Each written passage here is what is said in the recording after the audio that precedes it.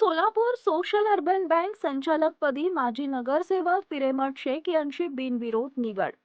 प्रभाग क्रमांक 14 मध्ये आपल्या कामानं ओळखले जाणारे, कामच आमची पहचान असं म्हणणारे, प्रभाग क्रमांक 14 मध्ये विकासाला गती देणारे माननीय नगरसेवक पीर अहमद शेख अड्डेवाले यांची सोलापूर सोशल अर्बन बँकच्या संचालकपदी बिनविरोध निवड झाल्याबद्दल हार्दिक हार्दिक अभिनंदन.